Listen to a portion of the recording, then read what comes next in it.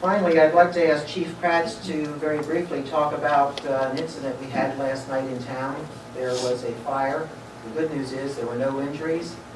And Chief, perhaps you'd care to talk about how that went. Certainly. Mayor, members of the council, last night's fire demonstrated that a community like ours, how important it is to have a robust mutual aid agreement with our surrounding communities. A town as small as ours can't possibly man up or staff equipment to handle every single potential problem that we could have in town. And the same thing really goes for Phoenix, Scottsdale, any of the larger communities, and they also use a mutual aid agreement with their surrounding communities.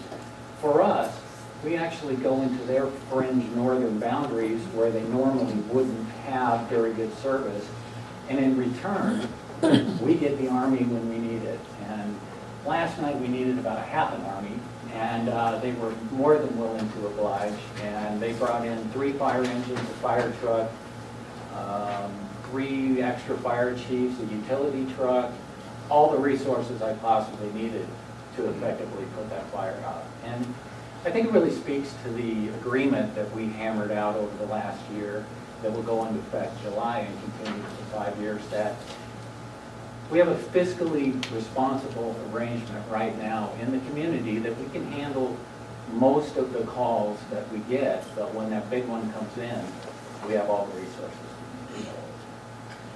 Thank you.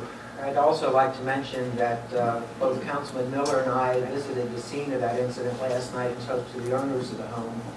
They mentioned to me that they were very pleased with the response from Rural Metro, and they were very pleased also with all the resources that came to assist them.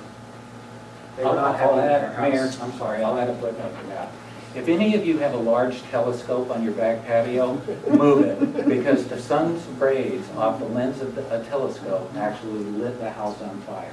Oh, wow. It's the second time in a month that we've had a fire like that, one in Cave Creek and one here in Carefree.